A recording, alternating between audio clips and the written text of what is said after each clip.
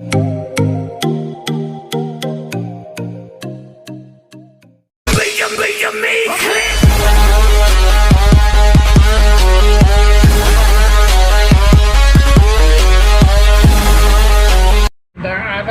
best friend, ito na naman pong muli ako at nagbabalik upang magbahagi sa inyo ng kaunting kaalaman. So, ang video naman na ituturo ko sa inyo ngayon ay kung paano mag-synchronize ng generator. Napakalaga nito guys. Dapat ay kahit mga basic lang ay meron kang knowledge about dito sa synchronize ng generator. So, bago ko simulan ang video na yon ay kung bago ka pa lang napadpa dito sa aking channel, i-click mo na ang subscribe button at notification bell para lagi kang updated sa aking mga video na ina-upload. So, yun lang guys. Ngayon ipapakita ko sa inyo ang panel board ng generator at mamaya tayo yung propandang dito, then isi-synchronize natin. Ituturo ko sa inyo ng step. Ayan guys, ang synchro panel ng generator. So, yan ay generator number 1. Main panel number 1, main generator panel, at ito naman ang number 2, main generator panel. Siya yung naka-service ngayon. Yan. At ito naman yung kanilang oscilloscope. Yan guys, ang panel board ng generator. Ituturo ko sa inyo, ito yung kanyang oscilloscope na pointer. Pag yun ay nag-synchronize tayo mamaya, iikot yan at pagdating dito sa slow, lumampas siya dito, malapit na siya dito sa center. Dito pa lamang ay pwede mo na siyang ipasok. Yan guys. So, nais ko nga palang sabihin sa inyo na pag nag-synchronize ka ng generator, kailangan ay magka-parehas ang inyong hertz. Pag mong ipapasok, kung hindi pantay ang kanilang hertz. So, makikita nyo ang kailang naka-service, nasa 60 hertz. So, ito naman yung nakapara. Kita nyo guys, sa 0 siya, ibig sabihin dapat siyang power.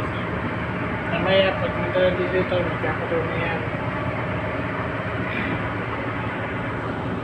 So ngayon, mayroon lang akong gusto ipaliwanag sa inyo mga best friend. Kung halimbawa itong oscilloscope na ito ay mabilis umikot, hindi mo makontrol, tapos ang kanyang hertz ay mataas, hindi mo mapababa. So ang ibig sabihin ng mga best friend, overspeed ang isang mong generator. Pag na-encounter mo yung mga ganung bagay na nag-overspeed ang yung generator, doon ka mag-a-adjust sa generator engine side. Sa may governor, may nakalagay doon na oscilloscope. Sa may governor, ipihitin mo lang yung dahan-dahan pababa.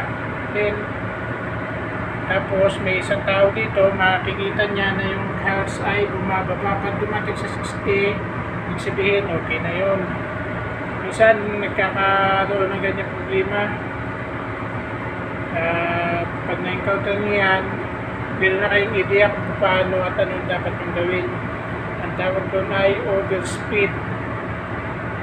Pag nakasynchronize ang generator at nag-overspeed, may tendency na bibitaw yung isa o mag-disengage, at may posibilidad din na magkaroon kayo ng blackout. So ito yung processing ng yan, paano siya mag-synchronize. Mamaya ituturo ko sa inyo kung paano mag-synchronize. Mas maganda yung actual at mas higit nyo matututunan. So guys,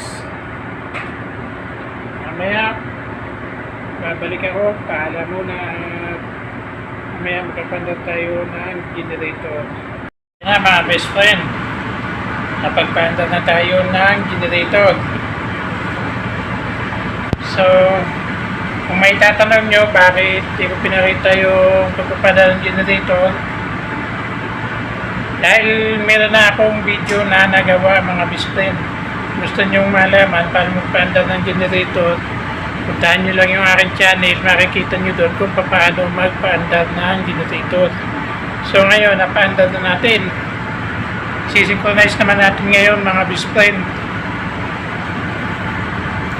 Ang i-synchronize natin generator number 1. So ito yun. Kita nyo, naka-off pa yung kulay green na ilaw. Pag nakasynchronize na yan, mag-uo na yan. So, muna gagawin natin mga best friend,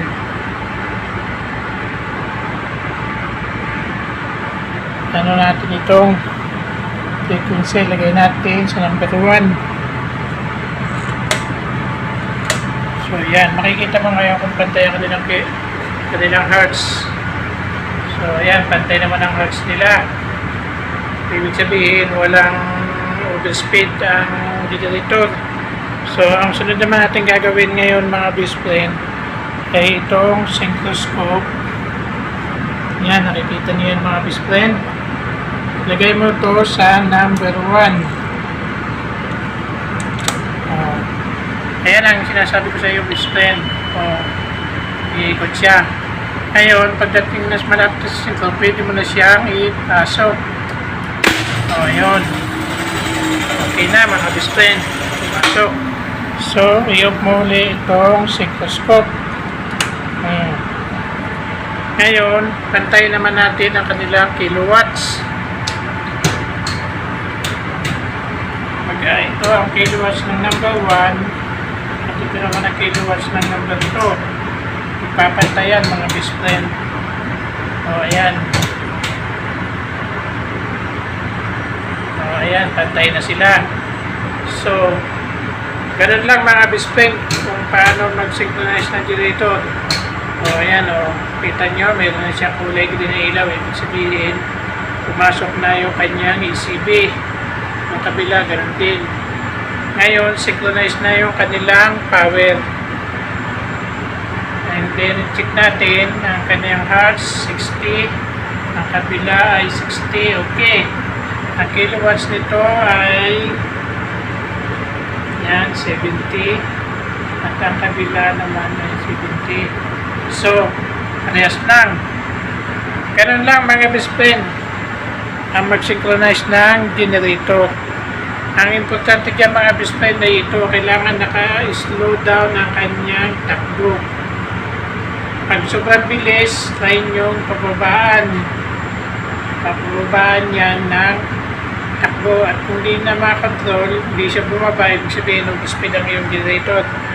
Tinuro ko na yun kanina kung paano solusyonan yung ganung problema. So, yun lang mga best friend at maraming salamat sa inyong panonood. At kung bago ka lang napadpad sa aking channel, huwag mong kalimutang i-click ang subscribe button at notification bell para lagi kang updated sa aking mga video na ina-upload. At kung meron ka namang katanungan, please comment down at sagutin ko ang inyong mga katanungan sa abot ng aking makakaya. Hanggang dito na lamang at maraming salamat po sa inyong lahat. God bless you.